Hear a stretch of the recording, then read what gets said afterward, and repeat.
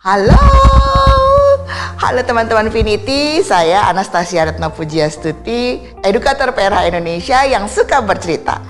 Aneh bin ajaib, hari ini saya pakai tudung kepala ya, karena saya mau cerita tentang emak-emak, tentang seorang ibu yang ada di Kalimantan Barat. Kisah tentang batu menangis. Bagaimana kisahnya? Mari kita mulai. Jadi zaman dahulu kala hiduplah seorang perempuan tua yang punya seorang anak gadis. Anak gadisnya cantik jelita. Namanya Darmi. Karena hidup sebatang kara, maka Ibu Darmi selalu pergi mencari nafkah ke hutan. Dia mencari kayu bakar. Tapi teman-teman, anehnya Darmi si cantik jelita itu tidak membantu ibunya. Dia malahan bersolek, pakai bedak, pakai gincu. Nah, bahkan ibunya suka memanggil, "Darmi, tolong ibu mau ke hutan mencari kayu bakar. Tolong nak, tolong masaklah nasi." "Aduh ibu, kukuku bagus-bagus, kalau nanti kena tungku bagaimana?" Wah, ternyata Darmi lebih mementingkan kecantikan dari luar. Dia tidak mau rusak semua yang sudah dia persiapkan itu. Dia berharap akan mendapat dipersunting oleh pemuda yang gagah perkasa. "Kalau ibu menyuruh-nyuruh aku, nanti aku hilang kecantikannya." Waduh. Tapi karena Ibu Darmi sangat sayang sama Darmi, maka emak-emak ini tidak membiarkan terjadi sesuatu pada Darmi. Dia juga khawatir kalau Darmi nanti kecantikannya hilang. Teman-teman, menyedihkan sekali. Jadi Ibu Darmi itu tiap hari ke hutan mencari kayu bakar sendirian. Tiap hari memasak, membereskan rumah sendirian, tanpa dibantu oleh Darmi. Suatu hari Darmi kehabisan bedak. Lalu Darmi bilang sama ibunya, "Ibu, tolonglah belikanlah aku bedak. Bedak yang terbaru ibu," katanya. "Aduh nak, ibu tidak tahu jenis-jenis bedak.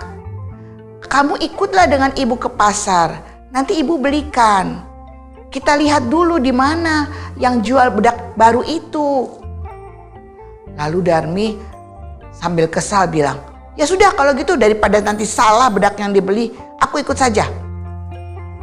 Dan dia ikut dengan ibunya pergi ke pasar yang tentunya jauh jaraknya dari desa mereka. Dan Darmi tidak mau dekat-dekat dengan ibunya waktu berjalan. Darmi berjalan di depan sambil bersolek-solek.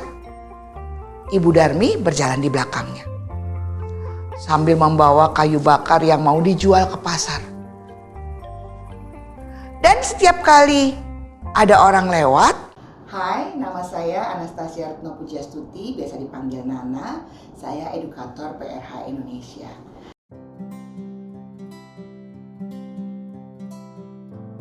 PRH adalah metode pertumbuh kembangan diri untuk menuju pada diri yang sejati yang dikembangkan di Prancis 50 tahun lalu oleh seorang pendidik bernama André Rosset. Karena PRH, saya menemukan bahwa saya adalah Nana yang punya kebiasaan bercerita. Saya senang bercerita karena saya menjadi mengenal diri saya yang sebenarnya melalui setiap pesan positif dari cerita yang saya bawakan. Sampai jumpa pada cerita berikutnya.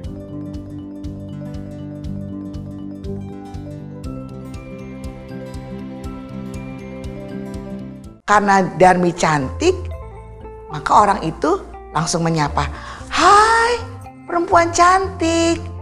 Kamu siapa?" "Oh, aku Darmi. Terima kasih," katanya gitu ya. "Hei, siapakah perempuan yang di belakang itu? Apakah ibumu?" "Oh, bukan. Dia pembantuku." Betapa sakit hati Ibu Darmi kan tidak diakui ibu oleh anaknya sendiri. Begitu terus sepanjang jalan menuju pasar dari desanya, kalau Darmi disapa oleh orang, maka Darmi tidak memperkenalkan ibunya dan bahkan menyangkal bahwa yang di belakang itu adalah ibunya sendiri. Dan saat Darmi ketemu seorang pemuda gagah perkasa, pemuda itu menanyakan, "Hai wanita cantik, siapakah kamu?" "Oh, aku Darmi." "Oh, cantik sekali. Nampaknya yang di belakangmu itu ibumu ya?" "Ah, siapa? Bukan, dia bukan ibuku. Dia pembantuku. Lihat dia bawa kayu bakar kan?" Wah, Ibu Darmi sungguh benar-benar tertusuk hatinya dan sangat sedih sehingga dia meneteskan air mata dan dia menyampaikan sewujud doa. "Ya Tuhanku, hamba sudah begitu sakit sekali hati karena hamba tidak diaku oleh anak hamba sendiri. Biarlah Engkau yang membuat pelajaran padanya. Ya Tuhanku, berilah supaya Darmi mendapat pelajaran yang baik bahwa menghormati adalah keharusan untuk seorang anak." Nah, setelah selesai doa itu, terdengar suara seperti gempa dan tanah mulai bergetar dan kaki Darmi saat itu juga pelan-pelan mengeras, naik ke atas mengeras seperti batu dan akhirnya Darmi tunduk dan semua tubuhnya menjadi batu. Tapi anehnya batunya menangis. Dari dalam batu itu terdengar suara, "Ibu, maafkan aku. Aku Darmi, aku mohon maaf Ibu. Tolonglah aku jadi batu. Ibu tolonglah aku." Ibu Darmi juga menangis. Anakku engkau jadi batu. Pelajaran dari Tuhan. Aduh, aku tidak menyangka akan menjadi ini.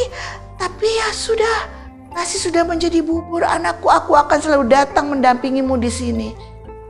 Sejak saat itu, ada batu menangis di daerah Kalimantan Barat.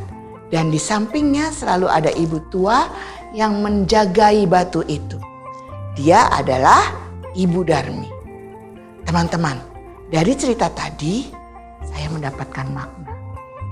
Menghormati orang tua adalah ketulusan yang paling sejati dari seorang anak. Mari kita hargai orang tua kita, apapun keadaannya. Bagaimana dengan kamu? Apa makna yang kamu dapatkan dari cerita tadi? Coba ya, dirasa-rasakan. Sampai ketemu lagi di cerita yang akan datang. Dah.